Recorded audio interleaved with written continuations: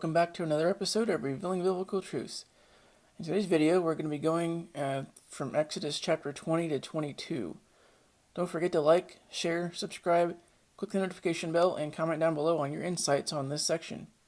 So chapter 20 starts out, and Yahuah lists out the 10 Commandments, also called the 10 Words. The word in Hebrew is Devarim. I made a video that goes over the 10 Commandments in more detail, and I put a link to it in the description as well as above in this video. The 10 Commandments are as follows.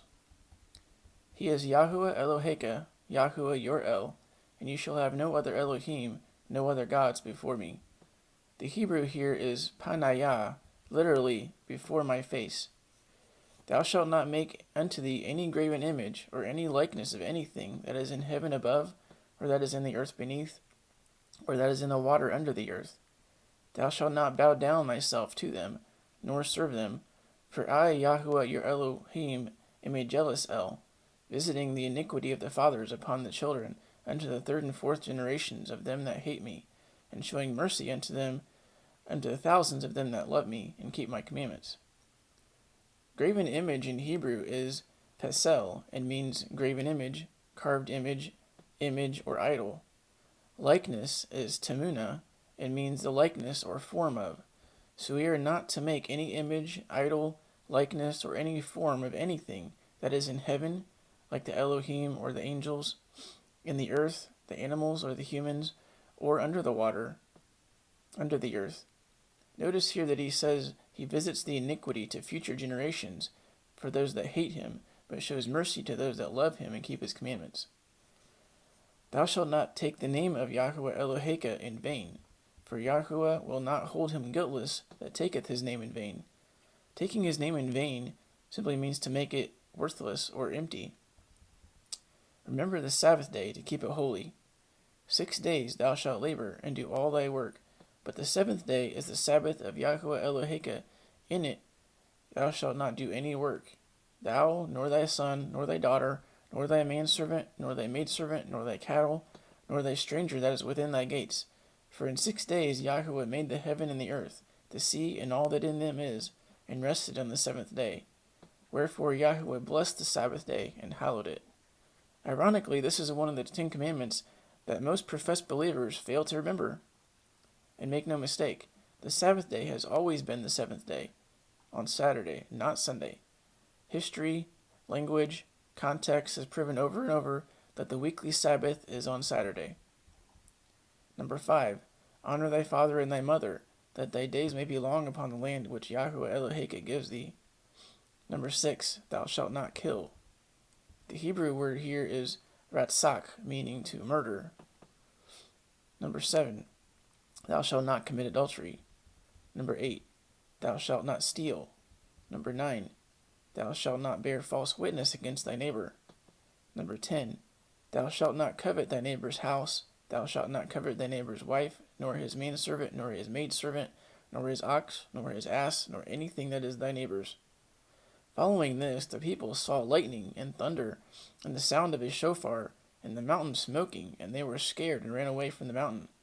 They were so scared that they told Moshe to speak to them instead of Yah, because they thought they were going to die.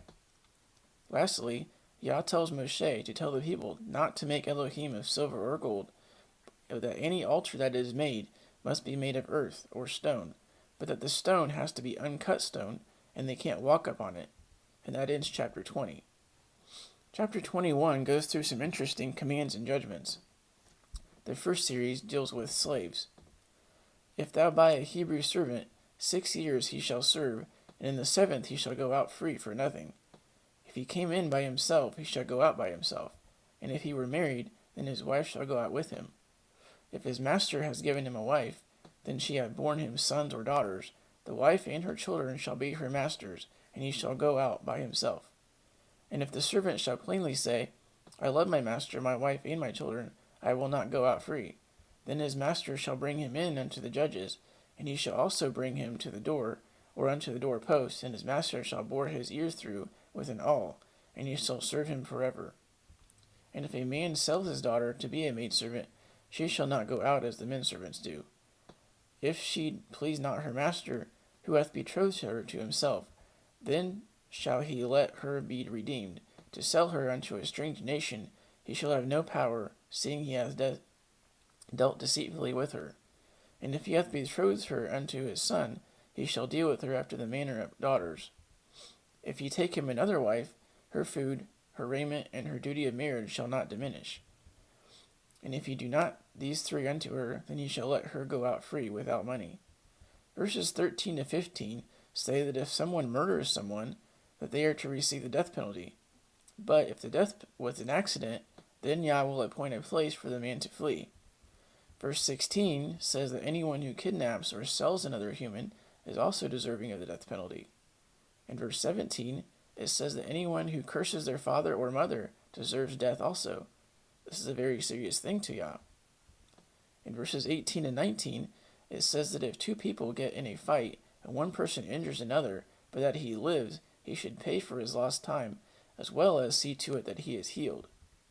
In verse 20, it says that if a man smites his servant and he dies, he will be punished, but if he lives a bit longer, then he is not punished. In verses 22 to 23, it says that if two men get in a fight and somehow a pregnant woman gets hit and loses her baby, but that it was an accident and nothing else happens, then the guilty man should be punished by paying the husband according to the judges. But if there is mischief that follows, then his life should be taken.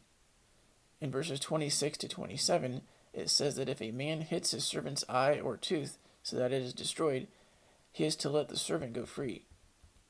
In verses 28 to 29, it gives a scenario of an ox attacking someone and killing them, that the ox would be put to death. It further elaborates and says that if the owner had known that there was a past issue with the ox, that the owner would be put to death as well. Further, it says that if there was some sort of life insurance or trust, that amount of money should be paid. And if someone digs a pit and an ox falls in and dies, he should pay the owner for him. It goes on to say that if an ox hurts another ox so that it dies, that oxen shall be sold and the money divided. But if that ox was previously troublesome, then that ox should also be put to death. And that ends chapter 21. In chapter 22, it continues with more judgments. If a man steal an ox, a sheep, and kill it, or sell it, he shall restore 5 oxen for an ox, and 4 sheep for a sheep. And if a thief be found breaking up, and be smitten that he die, there shall be no blood be shed for him. And if the sun be risen upon him, there shall be blood shed for him, for he should make full restitution. If he have nothing, then he shall be sold for his theft. If the theft certainly be found in his hand alive, whether it be an ox, an ass, or a sheep, he shall restore double.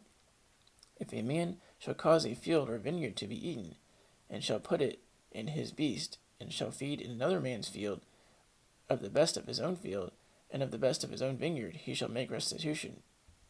If fire breaks out, and catches in thorns, so that the stacks of corn, or the standing corn, or the field be consumed therewith, he that kindleth the fire shall surely make restitution.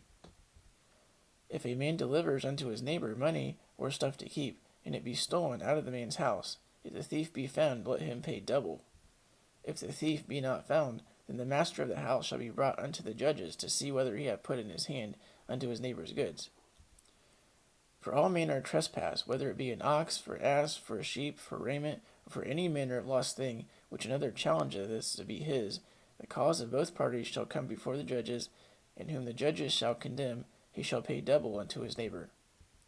If a man deliver unto his neighbor an ass, or an ox, or a sheep, or any beast, to keep, and it die, or be hurt, or driven away, and no man seeing it, then shall an oath of Yahuah be between them both, that he hath not put his hand unto his neighbor's goods, and the owner of it shall accept thereof, and he shall not make it good.